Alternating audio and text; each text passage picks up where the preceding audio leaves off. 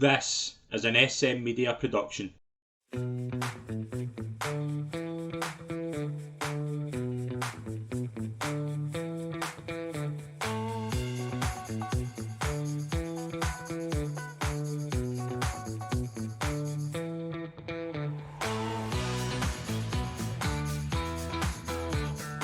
Hi folks, and welcome to the latest episode of SM Media's Road to Cheltenham 2023. I'm Scott McPike. It's an absolute pleasure to be your host as always, and I'm delighted to be joined as always by from the Scottish Daily Mail, Calum McClurkin. Calum, good Christmas, good birthday, very busy period. Yeah, even busier when you've got a birthday in between Christmas and New Year as well, with all this racing going on. Yeah, it's just a big manic period, isn't it? Do your best to sift through it all, but yeah, it was good. How was yours? It was good, yeah, very busy, obviously with work and things like that. You'll know yourself, it's a very busy time of the year, but we had a lot of racing to get through. It was weird. There was a lot of takeaways as we'll get into later on with the recap. How was your Christmas punting wise? Probably slightly down. To be honest, I didn't see a lot of betting opportunities again. You're seeing this a lot in the Ante post-market scene. The prices are really they're really short. They're pretty unappealing. You need to do multis to really kind of get seriously ahead, which can be done, but it's when it seems it's so much in Willie Mullins' court or Gordon Ellis's court on a certain day, then in a bit of trouble. Kempton was fairly poor all round. I think I did better in Ireland, particularly in Boxing Day. The 28th was okay. Queensbrook did make a profit yesterday. The 27th was a bit of a washout, but again, there was only kind of maybe on average 5 or 6 races that I found betting opportunities in per day. We've found plenty to talk about, but if your main angle and interest in the game is betting right now, there's not a lot of value to be had at the moment. It's just I think everyone's kind of like this, and it's a bit restrictive, and you're just kind of middling along, really. Not losing too much, but not really gaining anything either. Yeah, I would kind of go along with that as well. I think there was a couple of. I think I had kind of done better with multiples than anything else. Like you're trying to just fit them all into one. The big one that I probably had was probably Blue Lord. I fancied Blue Lord all week. I kind of came down on him in the 27th. I struggled after that. Obviously, yesterday with Gaia Dominion and State Man was a good wee double, but I went with Queensbrook over Shewares as well. So difficult couple of days, but they're priced at as well. I mean, you're talking like the best price of them is what, like 7 to 4. You're trying to just find. Yeah, you need the majority of these to kind of win to really get up. I mean, at 8 bets, one of them's a non-runner, but you're always looking for 4 out of 7 because of the they end to get 3, so just slightly down. But even if you get 4 or 5, you're not going to make a great deal out of it. To be honest. No, but we will move into. We're not going to take any questions this week. We'll do questions in the next episode, just when we've got a bit more time. We will go into a very long and busy recap.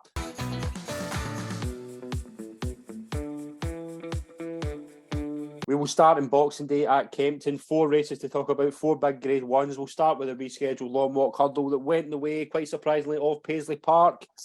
Done well. I don't think the race suited many horses in this race, particularly Champion Paisley Park. They were jumping to the left. Paisley Park obviously stayed on. Champ was a weird one. He jumped quite left. He was he got to the front maybe too soon. Paisley Park picked up the pieces. It was a weird long walk hurdle, maybe one that we won't maybe remember going forward, but some win for Paisley Park, who's been a brilliant horse in his day. He seems to just trained on a little bit better than Champ this year.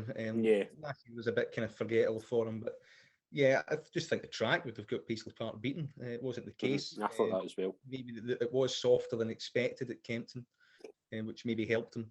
Played into his strengths. Get Cabs and Champ, and this time get past when in the first race of the season they didn't. You'd expect Champ will just take a long break. He does definitely seem better fresh nowadays, and go straight to Cheltenham and have a pop there, but he'd find more too strong, and I think Paisley Park would still be in front of him from Cheltenham. He would have a place chance in a stairs hurdle, particularly if it's really strongly run. Yeah, we'll obviously get into the stairs hurdle a bit later on with the big race in Ireland, because the market's been blown wide open, but Paisley Park, does he have a chance in a stairs, do you think? if obviously you're saying it's going to be if it's a strongly run race, he can come from anywhere. We saw that last year in the race at Cheltenham before the festival. He came from miles behind to win that, so he's capable. I think he does. I think he's better. I think he's travelling a lot better. They have found the roads a spark with him. I think he's having a kind of a renaissance year before he kind of bows out. I don't think it's totally implausible at all. I mean, you look at his age, you think that's not possible.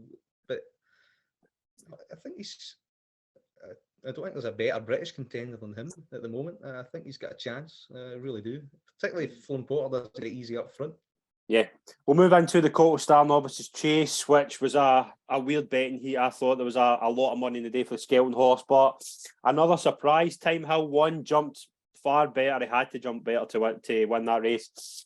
He's won it by 15 length. He's now 13-2, kind of roughly favourite in places for the Brown Advisory. Should he be? No. There's about 4 Irish horses that are probably better, but the cheek pieces work well. He has high back class, rated 161 over hurdles. He's just about young enough to keep improving. I think in a deeper field, under more pressure, I think his jumping could still come unstuck. A lot of them jump rather deplorably. McFabulous didn't stay in soft ground by the looks of it there. Gelino Bello was still in with a chance. I thought he was in with a chance, actually, yeah. And Skelton's horses were very in and out all festive period. And it was rather off-putting the first day or back again of any of them, to be honest, even though we did get the odd winner. So no, I think the form's questionable enough.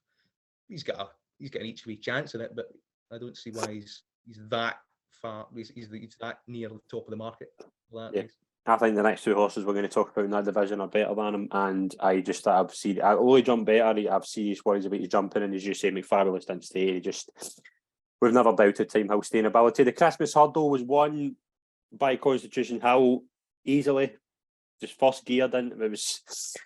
People will say that this performance was he didn't have to do much to win, but it's that shows you just quite what type of horse he is. It's just everything's so effortless. Again, the track you think that might be a bit tricky, but there was a lovely cut in the ground that really suited him. Didn't even suit Epitone, and he's beaten her as convincingly as before. There's no hole to be picked there at all. It's just move on. Probably go straight to Cheltenham. With the Ireland talk, I think it's just paper talk more than anything, isn't it? I think it's highly unlikely. Just leave Stateman and Honeysuckle to fight that out, and they'll be fresh at Cheltenham. And he's can at least be 1 to 3, isn't he? He's going to be. He's 40-11 just now. Again, we'll obviously touch on Stateman probably last, but Stateman was good, but I just don't see anything beating Constitution Hill. The King George was one. I think the plan has came to fruition for Paul Nicholls. It was obviously a long-term plan. It's worked out well. Brave Man's Game landed the King George. It was a bit of a weird race. Obviously, Lahome Press, I don't think he would have won. I think Brave Man's Game would have beat him, even if he'd stayed on his feet. But a lot of horses didn't run well. First of all, the likes of Hitman and Envoy Len just didn't fire. It turned into a bit of a weird race, didn't it? Yeah, it did turn into a race. I sort of expected it, and then it was a slog, but it was a slog mainly because of the conditions, not really because of the pace. Yeah. And I thought Hoy Senior would go forward. He didn't. He jumped a bit better, but when he's not kind of up there and dominating,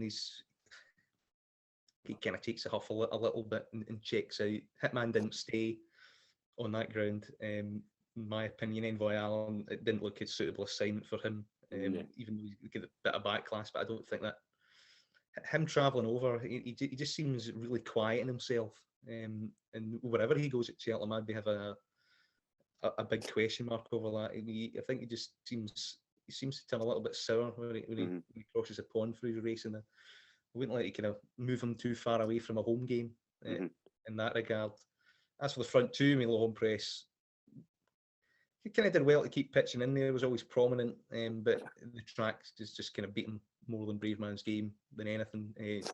Jumping left, conceding ground. He might have hampered the winner slightly, but the plan for Brave Man's Game was to always stay wide, regardless of what was going on. Because he likes to have that little bit of isolation on Brave Man's Game just to get a pure jumping rhythm and don't really need to worry about anyone else. And it worked. The most impressive thing about the winner was the way he found. Yeah.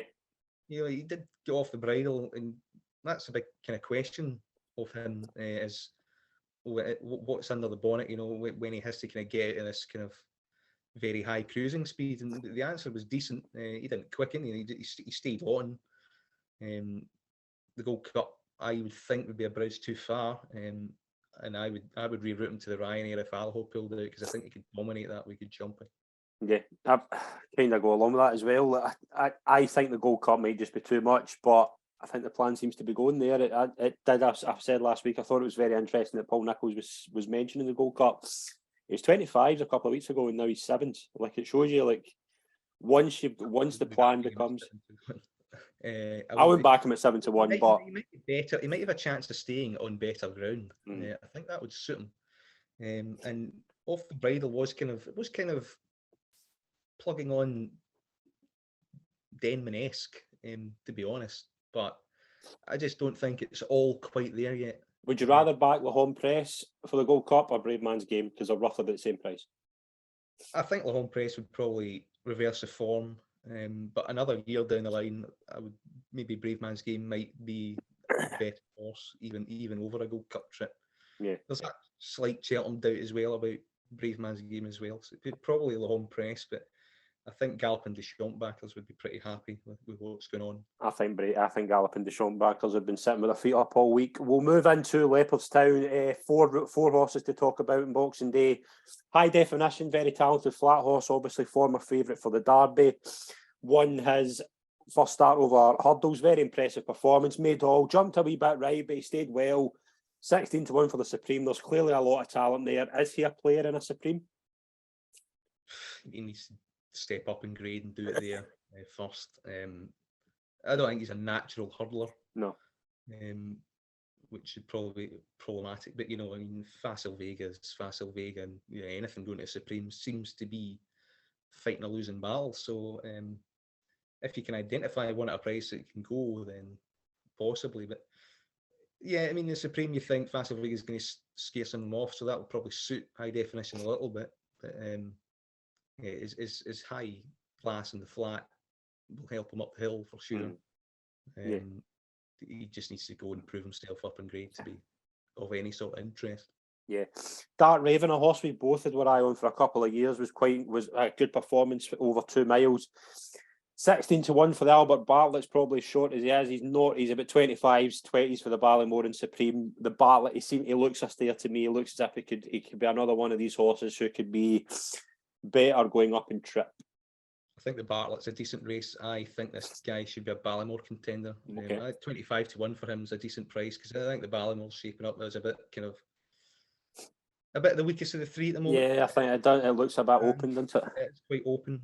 I would pitch him in there. I thought this was a good performance. I thought it was one of the best maiden hurling performances of the Christmas period. I thought, and it's gone kind of a bit under the radar.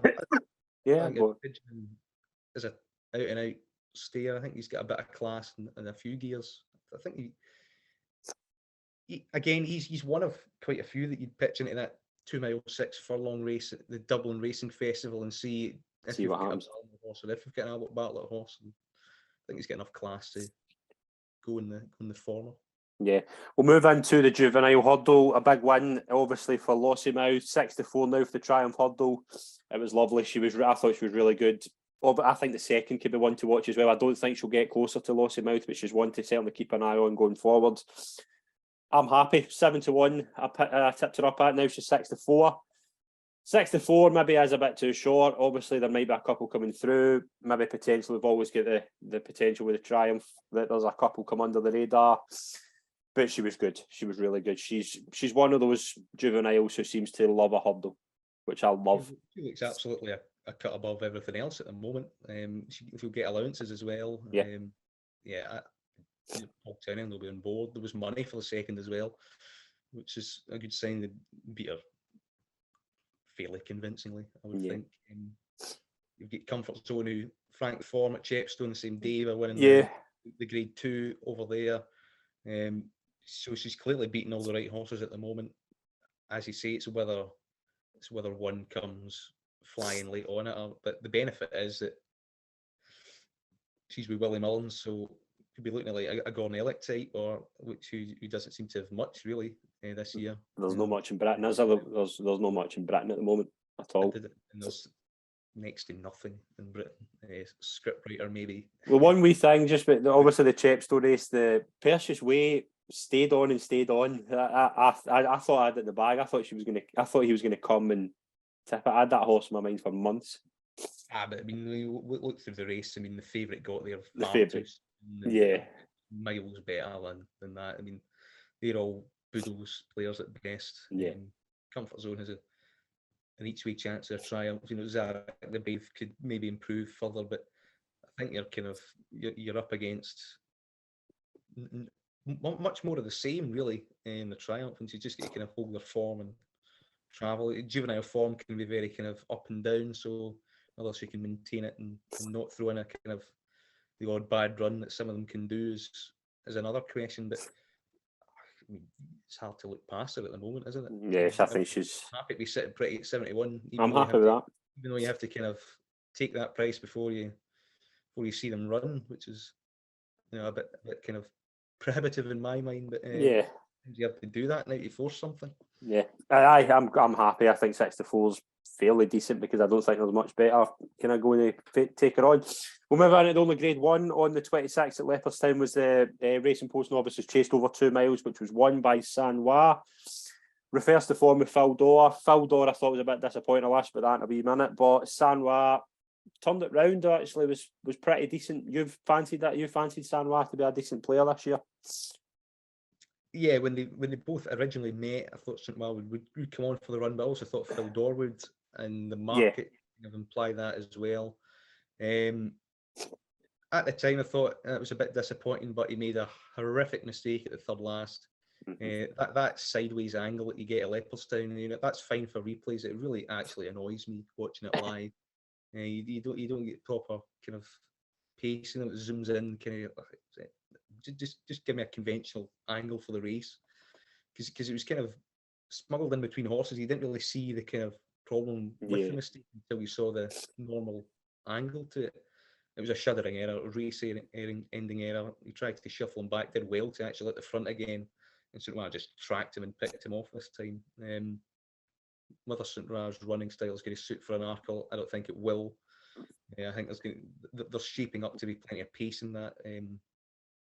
Dysart Dynamo John Bowen will be prominent. Phil Dore will try and be prominent.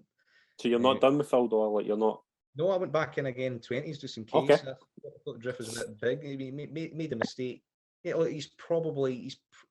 does have more to prove now than before. But stamina wise, jumping wise, he does have a chance. Mullins will probably send one to the Turners that is up there. No, I thought so. And it'll be a headstrong kind of race. So he does have a chance. I wouldn't give up on him. I still think he's going to go there. But they were looking at his leg after the line, suggests that he might have cut it doing that kind of after that mistake. So yeah, and it's just whether the winner can kind of still remain pitching there in a tougher assignment, because I thought he was given a good ride in the day to win. Yeah, I think it was as well. We'll move into Limerick. The Faugheen Novices Chase was won by Jerry Calum, probably the big one on the day, I would say, for myself. 7-1 now for the Brown Advisory. The trip was obviously really short. You could see that. He could go Brown Advisory, National Hunt Chase. The thing with this is obviously conditions at Limerick suited. That's why he probably got that trip. He's going to need it soft. He needs rain. He needs the word soft in the description by the time spring comes around. I've always liked this horse, and he does look a bit of a machine. And I think Gordon Elliott will be very keen to protect him for as long as possible and get the best out of him when it really matters in open company. I think he's that good. Gordon Elliott mooted the National Hunt Chase more than the Brown Advisory. I think he should be running the Brown Advisory, to be honest. Am I allowed a do-over with Guy or Duminil going the Brown Advisory and Jerry Calum going National Hunt Chase? all of these horses seem to be more mentioned for the National Hunt Chase and the Brown Advisory. It's really strange. I find that bizarre. Like, I know obviously the conditions have changed. I just find that hard to believe that that's where we're at now. Yeah, I wonder if it's kind of the history and the backlog of it, that there's been some kinds of the Elliott Yard and the Mullins Yard in the last 2 seasons anyway haven't quite liked that race that much. I mean, it was a big factor in Monkfish's notable decline. How maybe the track's a little bit tight for a 3-mile novice chase. And obviously St. Galopin de Champs down in trip. We've got a really top novice. Yeah, and maybe that's why St. Galopin de Champs went that way, just because there was kind of a bit in the mind saying, I don't really quite like this race anymore. I'd rather have a National Hunt Chase that can be run a bit slower and over a bit further, but even with amateurs on board. So it's a bit odd, but we'll see what happens. I would send him to the Brown Advisory if the ground was well enough, but I'd imagine just get entries for both at this stage. Yeah. He's very talented. On the day he pulled it out, there was challengers that were kind of coming in all quarters, and he just kind of swatted them aside readily up the line. Yeah, we'll move into the 27th at Kempton. 2 races to mention. I'm keen to get your thoughts in these two, but in particular. Boot Hill, obviously Frank John Bond's form is the best price I've found is kind of 9-1 for the Grand Annual. I don't think I think they'll maybe try and get him into a handicap if they can get a good mark for him. Jumped really well. The question I had after the race is, would lack the constance of one if he'd stayed on his feet? Well, usually you say he'd have a decent chance, but the way the Scheltenham Yards horses were generally finishing their races, no, I would think Boot Hill would maybe. He jumped really well, Boot Hill, actually. Did well to kind of tough out, beat the second. I've always liked him, but I mean, his handicap mark is now gone. The way he's campaigned as if he's going to be a minute Arkle player. I don't think he's going to defy a mark of mid-150s. We've been through this before with Sky Pirate, for instance. It can be done. He wouldn't really be in my mind. I think he should keep like plundering away in these novice grade 2s and pick some of them up. Keep doing what you're doing. Yeah, I think that's kind of it. Kind of shows you the lack of depth in the 2-mile novice chase division in Britain. But the 2-mile chase division, Edward Stone was a faller in the Desert Orchid, but big one for the Moors. Editor, the guy won that race. Again, it turned into obviously Edward Stone getting out. First of all, I imagine you were putting your slip in there. I laid Edward Stone and Newbie Negra, so in the hope that it was a shock, because when Editor the Gate was ridden that prominently, it usually works in 2-mile chases. So it did rather smack me of the race where Newbie Negra overturned Altior. There is quite often a shock in it. I didn't like this track would not really suit Edwardstone, and it was an innocuous mistake. I think it's probably forgivable. I backed Fumable Sibilla. He was just warming up. Yeah, decent horse. I think that trip might be a bit too short for him now these days. But Editor Gate just bummed them off from the front, got in a lovely rhythm, and that was it. Newbie Negra didn't fire. Ground maybe a bit soft, but he just didn't pick up. Dan Saint was talking about freshness as well after the race, which is odd given he's not run all season. But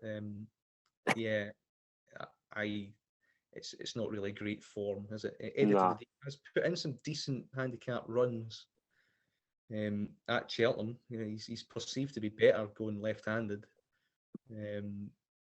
So yeah, he all of a sudden becomes some sort of distant each-way player in it.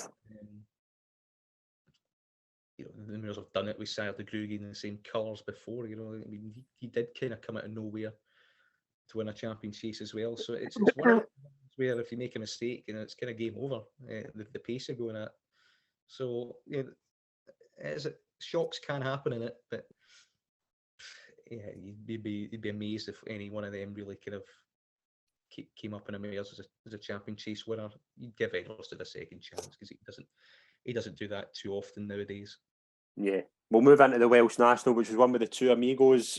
Again, really interesting finish. The big breakaway ran an absolute stormer. I thought he was going to get his day. Yeah, I mean, he's proper kind of. It's just the weight that's kind of beating him in the end of the day. You know, one's carrying a featherweight in that ground, and one's carrying a big weight. It's just a typical attritional Welsh Grand National, really old school jumping and national hunt contest. It was an enjoyable watch. and the winner's placed in it multiple times before, so that's probably a good sign. So I was quite glad that he got his Yeah, win. absolutely. Absolutely, yeah. We'll move into Leopardstown. Obviously, the first race to mention was the Juvenile, was won by Takal. Again, a weird one. I think this horse has a lot of talent, but it reminds me very much of the horse you liked a couple of years ago, that if they can get him to settle, he could be a player. Tax for Max. Tax Yes. for Max, yes. I think he needs a bit of cover, for instance, but he looks more of a Boodles project to me than a... The third could be a potential. I know it's another O'Brien horse, the Goody Two Shoes. He could be one for a Boodles as well, actually. Yeah, there's plenty of candidates at this stage. We'll see what they kind of do when the pecking order kind of settles down a little bit. He's undoubtedly talented. He's kind of picked and he's kind of made really by being far too keen. You can see the same kind of thing happen in the Triumph. Maybe Mullins will put him in there just for like just kind of ensure a solid pace, and it's not kind of funny enough for others. But yeah, I'd be surprised when a Triumph. He wouldn't be surprised if he won a Boodles, and that's probably where he's at the moment.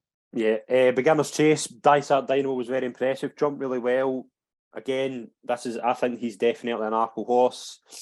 Made all, again, didn't have much to beat, to be fair, but yeah, I thought it was a really impressive start to his chasing career. He did what he was entitled to do in the market, visually impressive, but again, in deeper company, It'll be interesting. Are you going to dominate like that? If you go like an Irish Arkle, Mullins is going to fling them all in the Irish Arkle and see what happens, and then go and take on John Bon. Is he the best option? Pace-wise and tactically to get John Bon beat, yes, because he go forward. They took each other on the Supreme really deeply, and then it looked like it kind of broke Dysart Dynamo a little bit when he fell, and then had this defibrillating heartbeat issue. He had a really bad run at Punchestown, didn't he? Trying to come back. So I mean, you have to be a bit mindful of that. How his form kind of tapered off in the spring if you're taking fours for an Arkle at the moment. I think John Bon's still a bit more relaxed over his fences than Dysart Dynamo is, but again, that's something you'd have to learn about when he's up in grade. So I'd imagine we go for the Irish Arkle and you'll learn a lot more there. Is there too big a gap between John Bon and the three Mullins horses right now? No, we were waiting to see them, but the fact that the Mullins horses have been shorter I think John Bon's just a more complete horse at the moment. Even though he's not up against much, but Dysart Dynamo has beaten lesser horses there than John Bon has. So, and John Bon's still beating the right horse in Boot Hill, who's frankly formed twice. So, yeah, I think John Bon's the right, even though his price hasn't moved. But I mean, you're now learning a little bit more. None of them particularly scare me. I mean, maybe appreciate it the most, but I think he's the most likely to go to Tunners.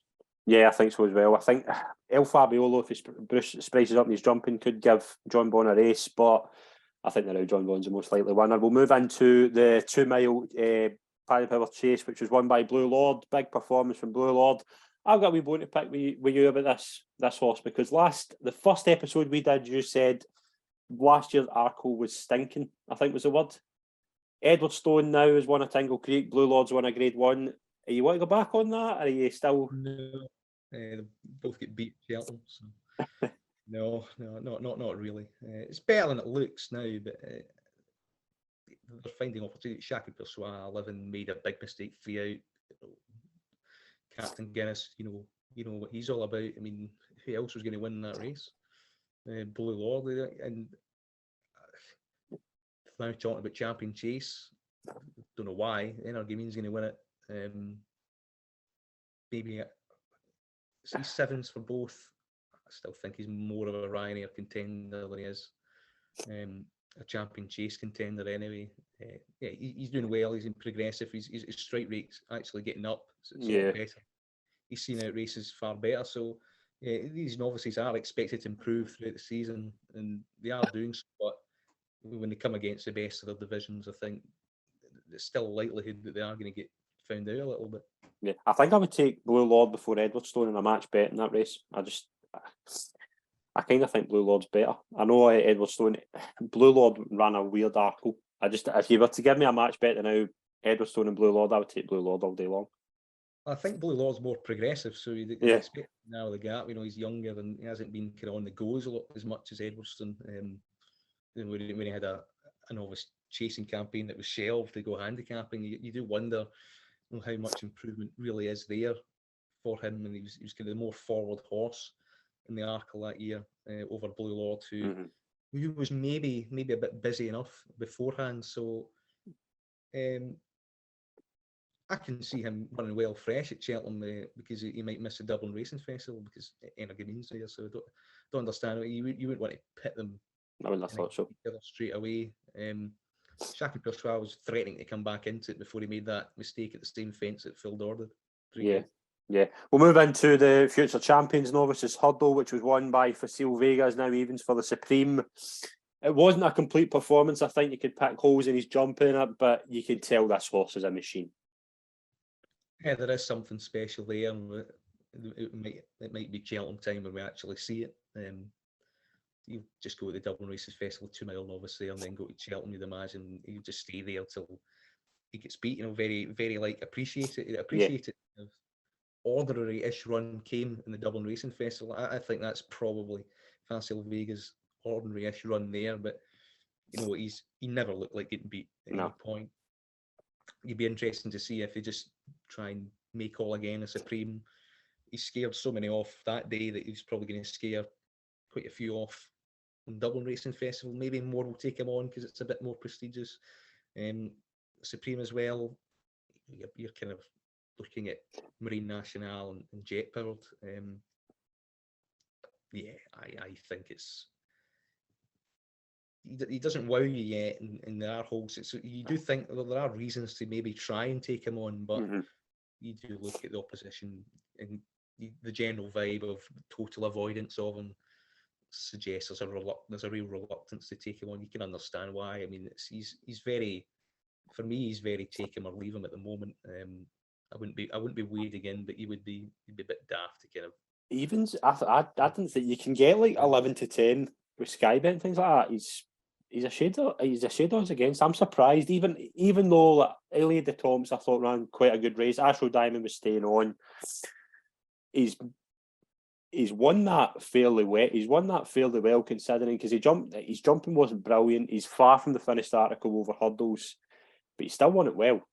It's when he extends and hits the lines. That's the thing. Yeah, it's always very impressive. There are points, I mean, a quick ground 2 mile Supreme. If you make a mistake, it's game over. So, and novices this time of season really shouldn't be odds on for anything. It's just kind of unexposed lines of form against each other and kind of things. But he's got them all covered in bumper form. He's got them all covered right now. I don't really see. You're kind of banking on Jet Powered and Marine Nationality. I don't think either. Both will have chances, but I wouldn't be very confident in either of them. I think we'll get a look at Jet Powered on Saturday. Yeah, maybe if he puts in a decent performance. I think that's the thing. If these horses went around, he'd be 46, 47. All the form's proven. It's in the book. He'd be a constitutional nil prize. The fact it's a Supreme, the fact it's a novice. Bit like Lossiemouth, who's still 64th with Triumph. Something might just happen. You don't know. Yeah, that's the thing. The Willie Mullins dominance of the 27s continued with Factus File, who won the bumper, made it 6 winners out of 7 for Willie Mullins. Again, now 16s. I got him at 25s.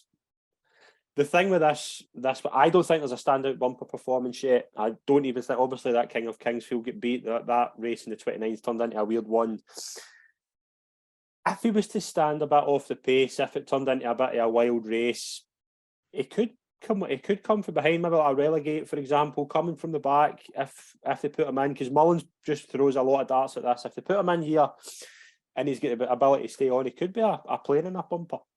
And they are sticking to the bumper route, which is important, because after the race that was doubtful. I thought that as well, yeah. Yeah, it's very Chapa de Soil mould in the way you want a bumper to develop. You want it truly run, and a bit of cover and maybe straight there, because they both look like they'll stay further. The second horse was a good horse as well, actually, in that race. The riding arrangements might be interesting. Again, I thought it was just bizarrely falsely run as well. I thought I've been watching too much flat racing. I find that just don't get why just toddle around and see what happens. I mean, no wonder we've not got an established pecking order. Queen's Gambit come out of the equation, I suppose, on visually impressive performances, but the mayor's record and the bumper tends not to be that good, even though it's been a bit better in recent years. But yeah, I mean, it's very much up in the air. I think Chapeau du Soleil has so much anticipated improvement in him that he's probably the one that I'd go with still at the moment. Wasn't surprised by King of Kingsfield. Thought he'd bomb out. I don't like his head carriage. It's wrong. Found it very interesting that Jamie Codd went with the other horse in that race. Well, I think that did say it all, and even that disappointingly bombed. The stuff might have been a miss with that, but with Kings of Kingsfield, I think he needs another year to learn the job, to be honest, because his attitude's all over the place. Yeah. The 28th, we'll go to Limerick first. Allegory Devassi is now 6-4 for the Mayor's Chase. A wee bit keen. Nice performance jump. Well, though, 6-4 to me is very short for a race like that. She's no doubt the progressive horse in the race, but what do you think? Would you back it at 6-4 for a Mayor's Chase after that? Just 64, all these prices. She hasn't run in an open company yet. She's 64 for a Mayor's Chase. I mean, yeah, that might sum up the division, might sum up her potential, but I mean, as a price, 3 months before a festival, we leave it alone. It looked good enough to be involved in like a Turners or something. She's definitely good. She's definitely good enough to actually be there, but it's just the price is so prohibitive that it makes it doesn't interest you. I mean, the makeup of the race doesn't really interest you. She's obviously the clear best of the novices, which is what we wanted to establish. Scarlet and Dove might come out in the new year, and then you're kind of holding a prayer. So yeah, you can kind of see why the standard that she has to reach isn't insurmountable for open company, but on debut to be 64 for open grade 2, it's almost unfathomable. Wee bit of interesting news in the Mayor's Chase division, actually. Impervious has been bought by JP McManus. Did you know that? Yep. That was you can see why. Quite interesting. Quite interesting that they want to sell up. I thought that was interesting. Yeah, it's kind of a seller's yard and kind of ownership. Yeah, somebody come in and buy her. I believe that winner of the bumper late on yesterday. You wouldn't be surprised if that changed hands, for instance. Yeah. So these kind of deals do kind of tend to happen to maybe try and identify a Cheltenham horse. Yeah, wouldn't be too dismissive of her claims either. She might have a bit more speed. Allegory Devassi might have a bit more kind of stamina down the line, but she has a big, imposing mare. I mean, if you've ever seen the horse, Benny Dadu, she doesn't look exactly like her, the wee she acts. So, yeah, potential superstar. Do you want to take 64 to find out? No, it's just one of those where you just let her win or stick in a few multiples, really. I did see 10s at the start of the season, and it means every time she's been steadily clipped for no real reason. You know you've kind of missed the boat a little bit then, but you're taking a leap into the unknown too many times for my liking. Yeah. We'll move into Leopardstown, the 28th. Maxim won the Pertemps qualifier by 15 lengths. I am interested, obviously, to talk about this race. Eric Bloodaxe was second. We'll touch on him in a minute, but Maxim, it was there to be seen, wasn't it? This potential improver. It was 120 before that race. You're the ratings guy. What would you give him after that? I mean, you need to get 135 to get in, so you get £17 rise. Last time, I think he's probably in for a similar hit. So he had to do that to get in, didn't he? Yeah, you need to be below 130 to get in. I think he's probably done more than he needed to. Yeah, add the UK tax, he's going to be off 140 or something like that. Come into this. I mean, him and Shoot First do like wildly well in. Both 5-1 in places. Which again, price wise, 3 months out in a handicap is just a bit dispiriting. And it's not as if there's only one of them. There's two 5-1 early on. Each way, I mean, Eric Bloodaxe, surprised he would back in the market a little bit. So am I, actually. 16s, thought it was a satisfactory satisfactory run. Maybe ground that was drying up a little bit too much for him. But yeah, he's going to be better off with a winner significantly for the next day. So it was a weird race because I mean the front four always look the front four from halfway. I think Maxim hit 2 to 5 out. Totally game over for Miles. So yeah, I mean I just think this is kind of wait and see who qualifies and what actual British mark they actually get to really kind of a play in this. So there's no kind of long-standing nibbling value anymore, not even in the pair top. You're not going to get. You're not. Are you going to get any less than 5 to 1 in the day? I mean, look at a lot of cases, and you think, why would I bet now? Aye. When they're going to be probably close to that in a day. They're certainly longer than one of them, I'd imagine. It's just whether the market can see beyond. This is a two-runner race between Shoot First and Maxim, and if that's the case, then yeah, maybe they both get squeezed into 4s or 7 to 2. But yeah, no, if you like one of them and the market speaks for the other one, then you're going to get better on the day. Yeah, absolutely. We'll move into the Jack de Bromhead Christmas Hurdle. Was won by Home by the Lee for Joseph O'Brien, 13 to 2, favourite for the Stairs. I am really interested to get your thoughts on this race because obviously Florin Porter, but the winner is just improving, isn't he? He's right favourite for the Stairs, do you think, at the moment? Have to be. He proved it wasn't a fluke. He was 6th in the Stairs Hurdle last year, but if you do watch it back, he was kind of one of those that was kind of trying to stay on and got a bit hampered. He's now obviously improving on an upward curve. A bit Florin Porter, like the new guy on the scene. It's improved. It's rising through the ranks, and he did back that up there. Cheltenham might be a bit attritional, but the move that won the race was rushing up Florin Porter around the bend. I was kind of waiting for Danny Mullins to actually kick and Florin Porter, and he just kind of didn't. And so Home of the Lee had a gear to kind of go past, and that made Florin Porter look a little bit one-paced. He did run on fine. How do you feel about him now, Florin Porter, for Cheltenham? Any different? I still think he's got a chance. I don't think he went hard enough. That's my issue. Yeah. I think he is a genuine stayer. Mm-hmm. It wasn't. It's not. There was no quick sectional in there. You see at Cheltenham, it was stop, start. Yeah. I mean, quick sectionals. It put everyone out their rhythm a little bit. It asked different questions of different types of horses at different times, and that's why it was such a good ride. At Leopardstown, I'm going put in a quick 1 or 2 furlongs, or it was a mundane, sedate pace, and you're thinking, well, I think most people were thinking, oh, this is ideal for him.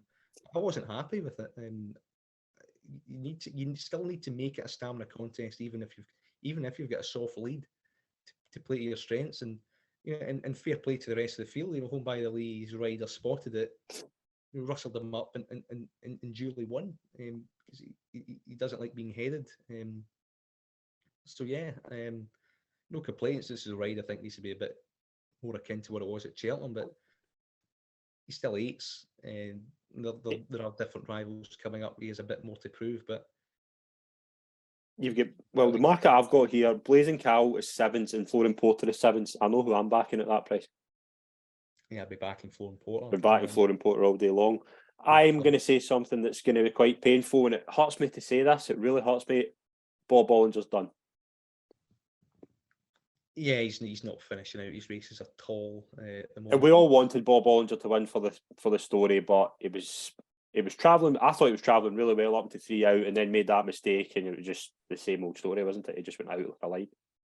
Yeah, he did seem to be broken by Gallop into Cheltenham that day that he won, because he did kind of fall over the last, and nothing, no turbo in the bonnet at all now. It's all very flat. No idea what you'd try and do with him. Maybe just persist for the rest of the season, see what happens. There's no harm in doing that. And the horse is kind of fit enough, but I don't think they can find anything. It's just kind of, he's just kind of not all there. Actually, Bob ran well again. He's been backed in actually. He's about 12s now for the Stairs Hurdle. Yeah, I think he's probably more of a 3 miler than, I mean, he got chinned in the Coral Cup by Commander of Fleet last year, so Yeah. he's still improving. So he's of consideration, but I think Florian Porter is now got a main challenge on home by the league. But I'd expect better from Florian Porter at Cheltenham than I do of the winner. Is it enough to turn the tables? Might not well be, because the ride will have to be absolutely spot on the day. But you know he's going to be trained for it on the day. And he'll be fully primed. Well, home by the league might have had his best out of the way, but they are very hard to split. Yeah, it's a very open stairs hurdle. We'll move into the Irish Gold Cup, which was not the Irish Gold Cup. The Savills Chase was won by Conflated for Gordon Elliott. 10-1 now for the Gold Cup at Cheltenham. Nice display. A lot to obviously get into. We obviously big one for Conflated. Appletard pulled out before the race. I don't think that was a surprise to any of us, but Conflated is one that's just going to keep improving, and they seem to be going towards the Gold Cup now. Yes, can see why. That last year probably should have went that route, and Cornelius admitted that. The owners. That was 100% a Michael O'Leary decision that they went for the Ryanair. It was, yes. I understand, I suppose. I mean, a year in there might not be a bad thing for his education, because he was still making jumping mistakes. I mean, I've followed the start of the season of handicaps, and he was making like daft errors. You could see a Galpin Deschamps type figure putting him under that pressure to make the same wins again, a Gold Cup. That's the kind of problem there. This is my best Christmas result of the year, because I thought that this would be run for his Gold Cup. So I don't think there's necessarily that much improvement left to come. But again, he's one of many that are now decent each way players in a looking Gold Cup. Is he of the level of Galpin Deschamps? Unlikely, not in class anyway. But if he makes a mistake, he's going to be one that will be there to pick up the pieces, like quite a few are. Yeah, I think you're right there. I think a lot of the horses in behind, like a Ken Boy and Galvin, kind of run as he expected them to. I don't think there was anything. I think he's the one who was entitled to do what he did. They're pretty exposed. I mean, Galvin's not quite fired this season. That's in the second season syndrome and open company for him. I'm interested in what they do with him. You know, they're going to try and maybe get his handicap up down, go for a national, or maybe the next cross country operation for the Gordon Elliott team there. I mean, again, he has a stare. He's found himself in these kind of slowly run races, and that was a slowly run Savills Chase. It's not quite suited him up the back, so he was a bit more prominent and handy. He maybe fare a little bit better. Appletard took a knock beforehand, so just in a bit of heat in his leg, a bit of fluid, so sensibly they took him out.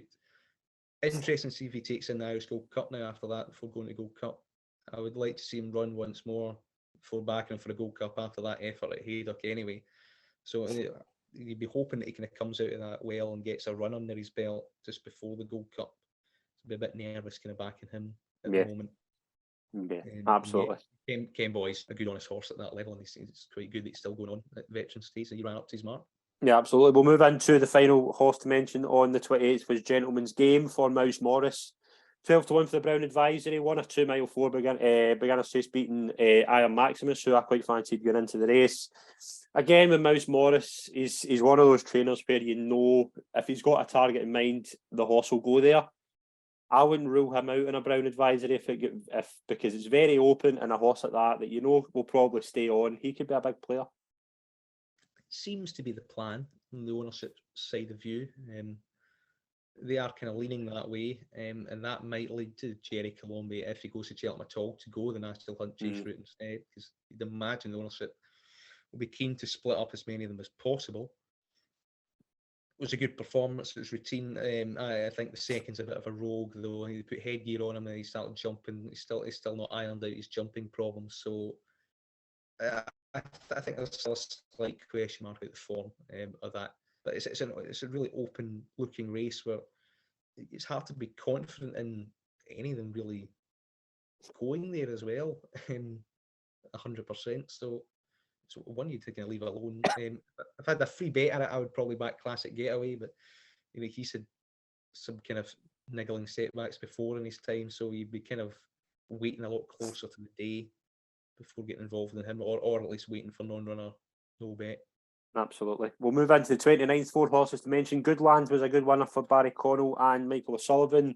16 to 1 for the Ballymore. Again, another good horse for this yard who seemed to have a couple of good novices.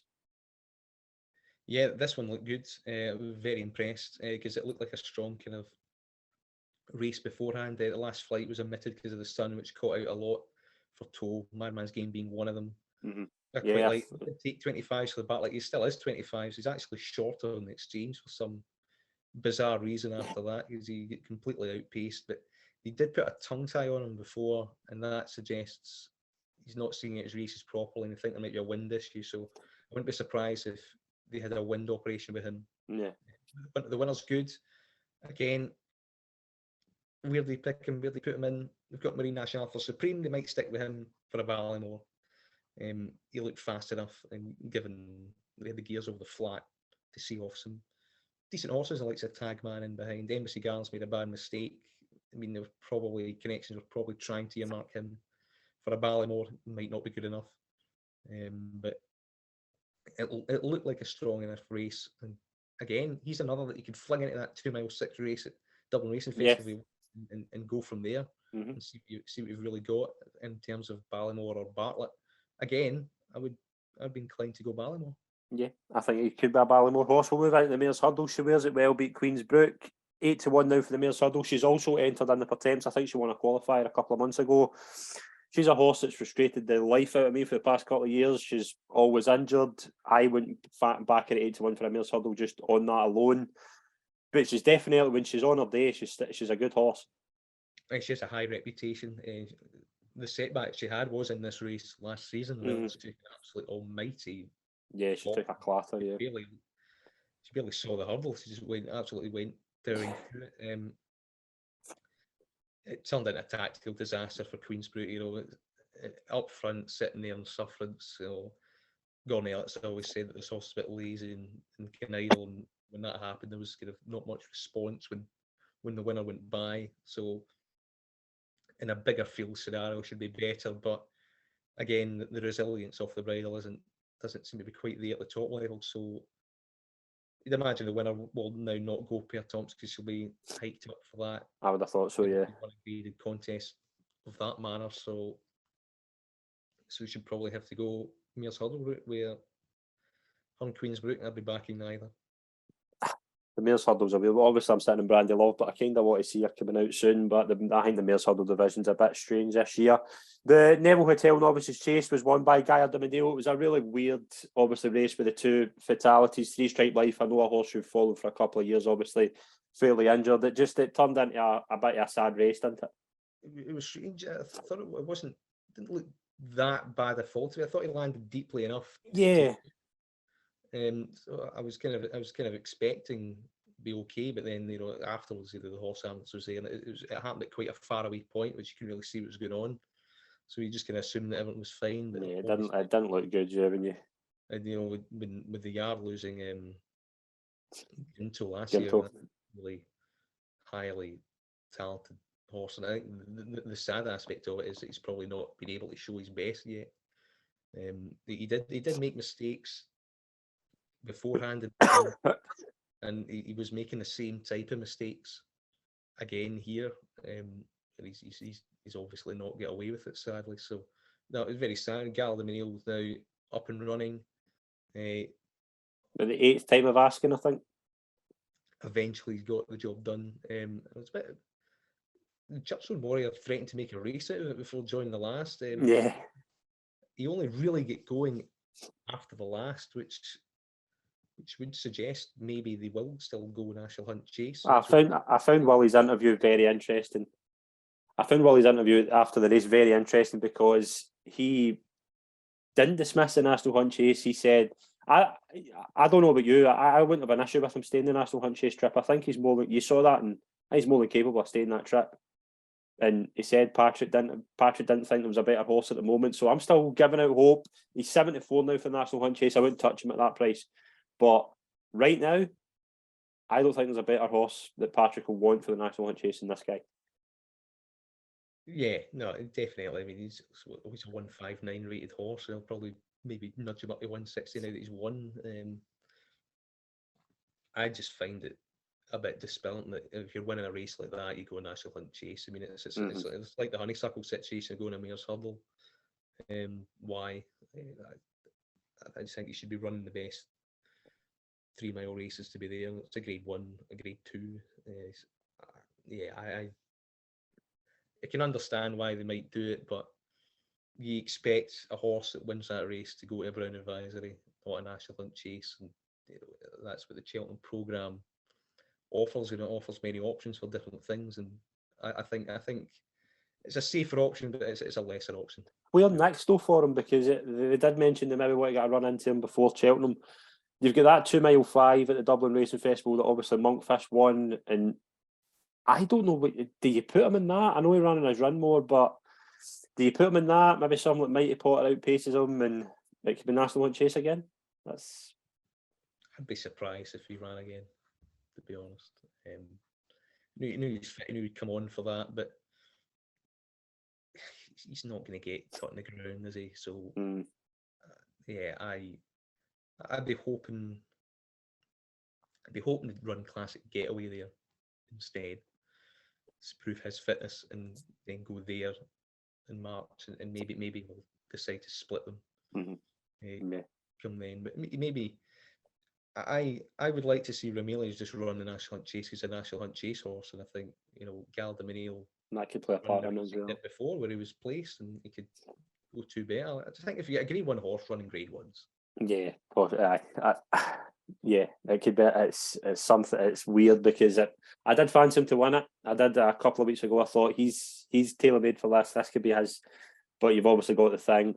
What I wanted, and I know it's going to sound bad, I wanted 3 Stripe Life to win this, and then Gaia Manil finish second. And I think the plan would have been obviously go National Hunt Chase, and I think 3 Stripe Life would have been a contender for the Brown Advisory. But sadly, that's not happened. But I tend to side with you. I think he's most likely to go for the Brown Advisory at the moment. But the Donnelly's Day continued with a good win for State Man in the Matheson Hurdle.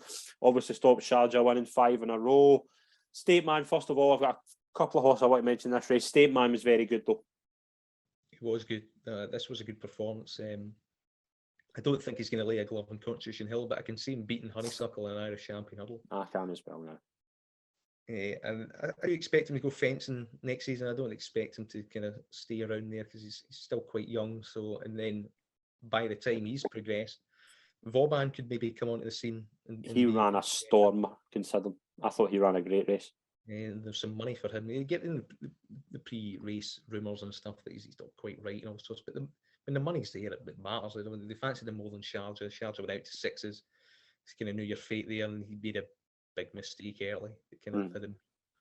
So I mean that's in, but he was just vulnerable to younger legs this year, and it proved. And I think State Man kind of toughed out well. It was well run, it was done in a good time. So yeah, what they'd be wanting is a truly run race, but there's no tactical angle to beat Constitution Hill with anyway. So you just have to run your own race and hope for the best, I would say. But force for a champion hurdle. If you're a really big each way player, then you can see that might be fine. But yeah, you'd be kind of weak to see what he does in the Irish Champion Hurdle. Absolutely. We finally finished the recap. Are you any other horses that I haven't wrote down that you want to mention, or are we? I don't think so. There probably is some. There's probably about 10 or 12, but it's all about collating it all and finding the ones that kind of. Yeah, I mean, there's a few that are down the line that could be like handicap projects, and remastered one a big kind of handicap.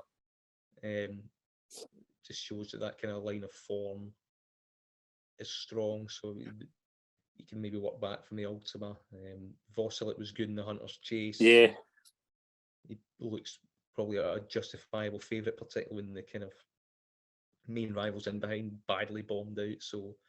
But even Hunter's Chasers, I mean, they tend to come out in the middle of January, so you'd have to wait and see how that division genuinely makes up before diving in. But he'd now be probably the new one to beat there. Yeah, we'll move into. We've got a couple of days racing to look forward to. We'll look at what's coming up this week.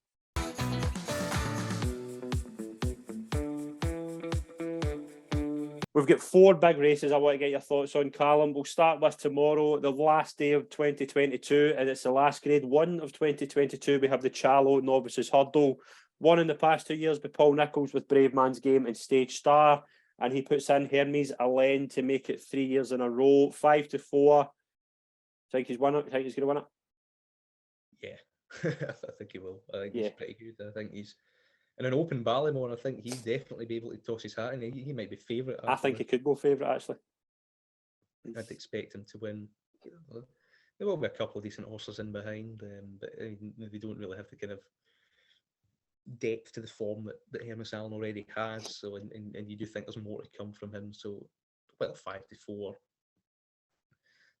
doesn't hold great appeal. Like the Stage Star last year, it was a lot longer, but I think he's likely to win. Yeah, I think he will win as well. We've got a couple of entries on Saturday just to get your thoughts on as well. Jet Powered, who might come up later on, is entered on Saturday in the introductory hurdle. Again, not against great opposition. I think a good chance as well. And Punchestown, we've got a couple of good entries as well. We have the infamous maiden hurdle that produced Vauban and Piper last year. Obviously 1-2 in the Triumph hurdle. Keep an eye on that. Couple of entries. Gordon Elliott's got a couple of entries. Willie Mullins has put one in that last round in France. Sinbad, Le Marin, who I've heard is about 25s, 33s for the Triumph hurdle. Again, can be one to keep an eye on. But there's good racing on Saturday.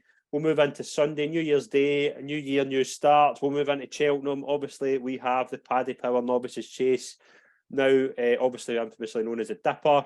Montmoral 11-8, Thunder Rock 5-2. You've got like a Beauport in there. What do you fancy here? Looks a dismal race. It's a terrible Dipper. I quite like Thunder Rock.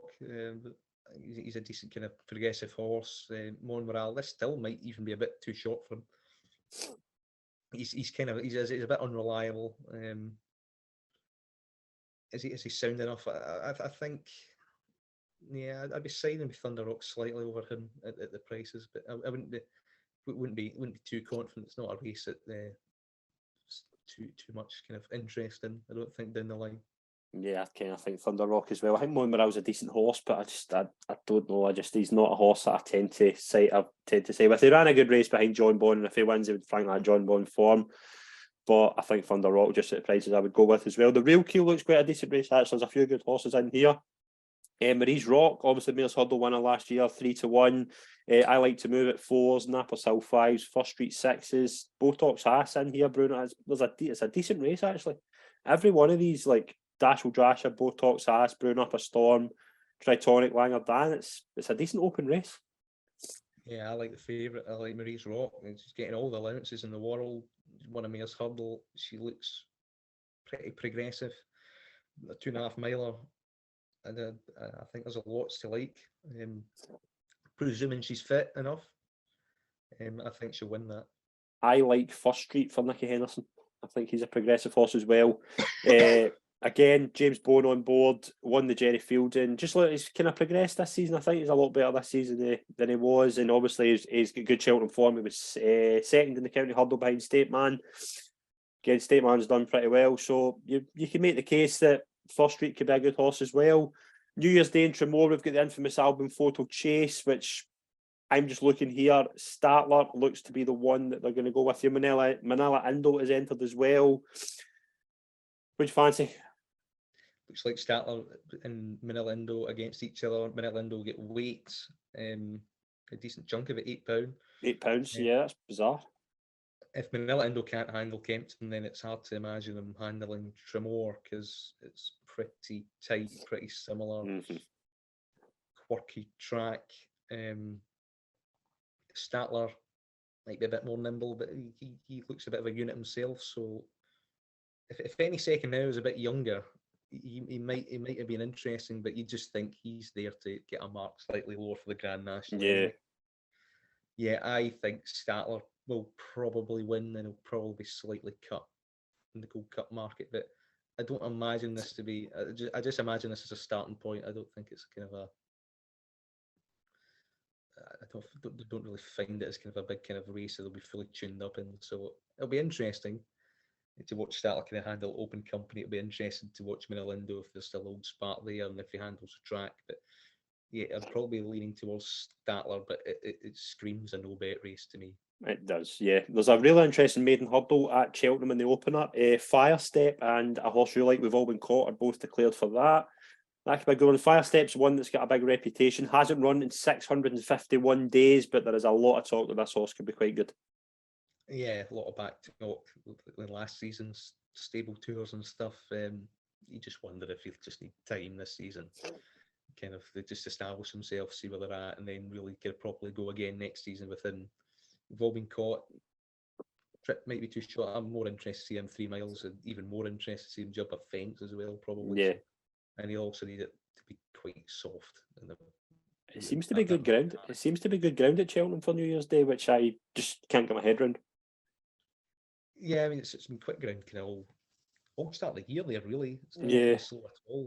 The cross country, for instance, has been completely unusable. It's been that quick. So yeah, it's going to be hard for them to get the rain in the ground. It seems to be missing them all the time when it rarely comes. Yeah, we'll move into what our anti-post picks.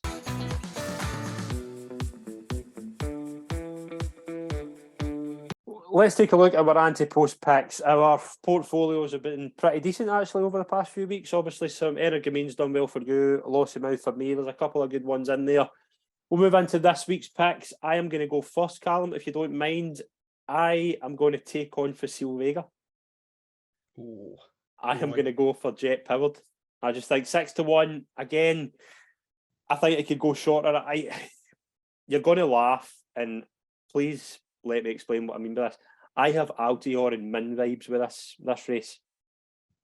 Like Min was possibly really short. Altior was going under the radar, and I think we knew Altior in a normal year. Altior would have been favourite. It just was the way the Mullins and Richie Brigade were working out. Jet Powered, if he wins tomorrow if he wins that really impressively, say 10-12 lengths, 6-1 could be quite big. I think this horse is really good. I was really impressed with him actually. I'm surprised he's not in a Tolworth, but they probably have Lucia for that. I thought they'd have maybe went for the Tolworth with him at Sandown. 6-1 again. Henderson's got a really good record in recent years. The Donnellys have had a win on the past couple of years with Shishkin in this race. I think Jet Powered could be going under the radar in this race, and I think 6-1 at the moment is quite big. Yeah, I think he's probably just having another soft race here and then go to one of the official trials early February. Possibly. It'd be fantastic if it was Musselburgh because I'd go and see him. Yeah.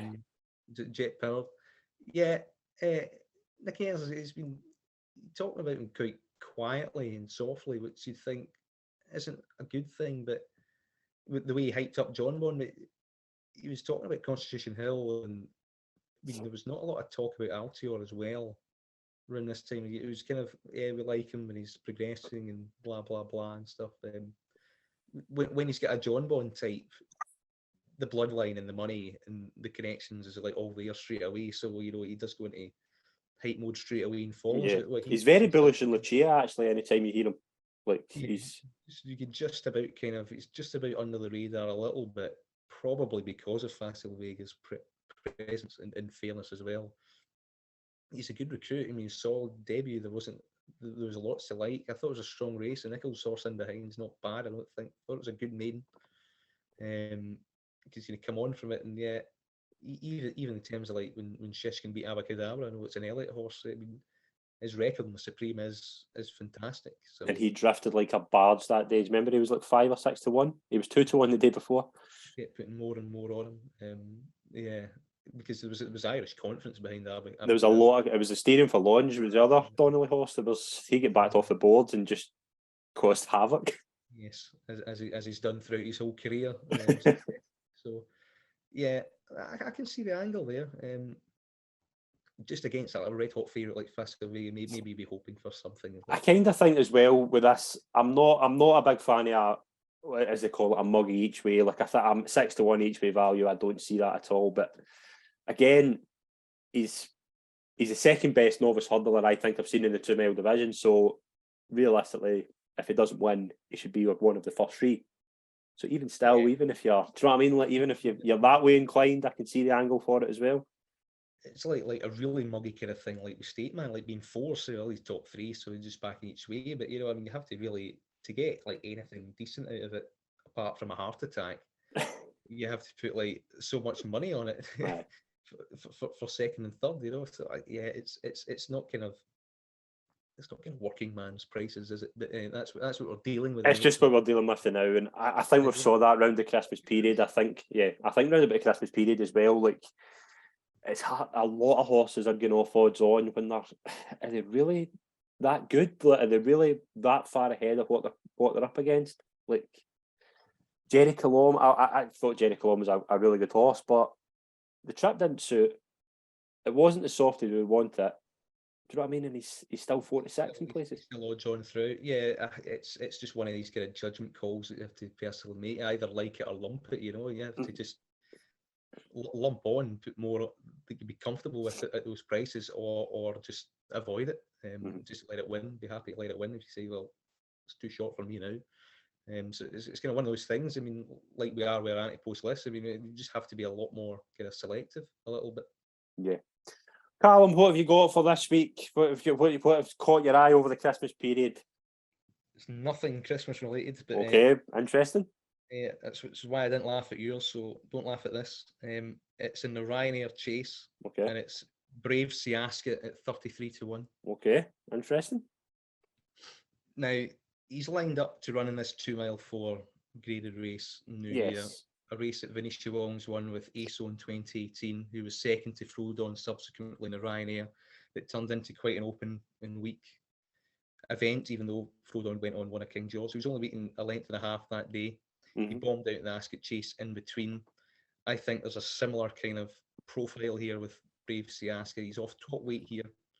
ASO won it off 158. He's in off 155. It's a deep race. If he wins it, even if he acquits himself well in it, he'd probably have to go into graded company sooner rather than. Yeah. He absolutely bolted up in an entry race. And the distance doesn't tell half the story. He was barely asked. That was him stepped up to 2.5 miles. He fell early on in the Arkle. It was interesting that they threw him in there at 80-1 in an open Arkle. Suggests that they think that he could be a graded horse down the line because he was very prominent in the Grand Annual betting a few weeks before, but they decided to go the graded route. So he had some decent form in behind Edwardstone prior to that, which looks all of a sudden from nowhere a lot better now. Now also this Ryanair making up the race. Allaho's favourite. He's going to go straight there if he goes at all. So he's always wanting to beat Blue Lord 7-1 now, but Willie Mullins comes out saying he might run him in a champion chase, so he might not go. Shishkin looks gone at the game at the moment. Brave Man's Game, partly going Gold Cup. Galloping Deschamps, Gold Cup. Conflated, Gold Cup. Fakir de Dairies could go here if Allo doesn't go here, but tends to run at Aintree now. Capodanno gone for the season. Fury Road not good enough. Imperial Alcazar went back hurdling last time we saw him. Energamine champion chase. Cal de Menil open. He's sticking to novice company anyway. Then you're into Eldorado Allen, not good enough. Hot and Callure probably not good enough. Cool Cody, handicapper that might have to run here. Paint the Dream. Shack and Pure Soir. No chance. Shack and Pure is no chance in a Ryanair. Asterion Forlonge. Where is Asterion Forlonge? Envoy Island looks gone. French Dynamite will probably run the handicap even if he turns up. And then you're into 33s. I even want to back him now. You've sold it to me. You've got St. Sam, don't know. Pick Dorhey, doesn't like Cheltenham. Hitman probably won't go here. Doesn't like Cheltenham. He'll wait for entry, won't he? The Big Getaway. Bob Walls. What happened? That's a name I haven't heard in 2 years. Don't exist any more territory, really. I think he's just worth throwing in here. Absolutely, yeah. It looks a terrible race without them. It's a race that's completely threatened to absolutely fall apart. The seems interesting. I mean, some of the ones at the top might get rerouted here. Yeah, but I mean, it's strong enough to have an argument of it, even if a half fit Allaho makes it, he will win. It might turn into that week, so you might look at, let's say, 2-1 actual for him is not bad if you think they'll be okay. You would take a slight punt with him. Maybe Fakir Luri will turn up, but I mean, it's a race that's really threatening to fall apart. and this guy's the only one that I could really find at a price that could maybe develop into an impact in an each way player at 33s. Like Aso did, you might get that in a day, but he might be a kind of a 5-6 runner heat, and he's still kind of just there to take his chance. But the key is that he'll need to run well. Yeah. New Year, if he does, the player. Even if he doesn't, might as well in his mark tumble down, and he might just keep him in there anyway. But it's a terrible race. Vinicius Williams has a habit of just throwing them in there anyway off highway. Yeah. You don't feel that he'll run or well or win well in a handicap, then she will fling him in here, like Royal Pagani and a King George to get second place out of nowhere. So, yeah, I can see him turning up, which is a plus because a lot of these aren't. Yeah. And does look very progressive this year. And Vinicius Williams is a very good target trainer. And he can just see the ASO path of 4 or 5 years ago, and he could do something. He could do something similar. So it's really, really left field and out the box, but it's worth a pop at 33s because you're not going to lose much sleep over it if it doesn't go to plan. Calum, I think that's up there with the best yet. Like just the way, I'm even thinking 33s is massive. Like for that, big, you just look how the market is so poor to get a 33-1 shot, but it is. But I do fancy him to run a big race on New Year's Day, whether he wins it or not, because there's a couple of horses I think that are well in, like Shake 'em Up Harry, things like that. But before anyone makes a judgment, watch the Aintree handicap that he won. Yeah. Totally unfancied in his first run against some good opponents, and how easily he won that race. It was very impressive. If he can repeat the feat here, a similar looking race, probably slightly stronger off slightly tougher weight, then they have a chance. He's pretty flexible ground wise anyway. He wouldn't bother me, but he looks like an honest, hardy horse.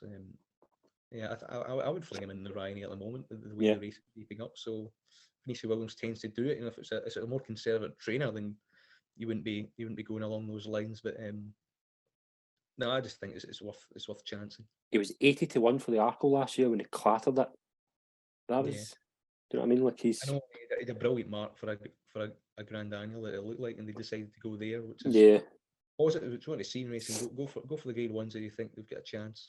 Yeah, I totally agree. I think that could be a wee shot in the dark that could come up trumps, because it's a terrible market. If you look out, as you say, it could completely open up. And that will wrap up the show this week. Calum, it's been an absolute pleasure. Thank you very much again, and Happy New Year when it comes. Yeah, thanks again. Happy New Year when it arrives. Thank you very much. Thanks very much to everyone who's tuned in. Please have a good 2023 and start it on New Year's Day with a good punting day. Thanks very much. We'll catch up with you soon. Cheers.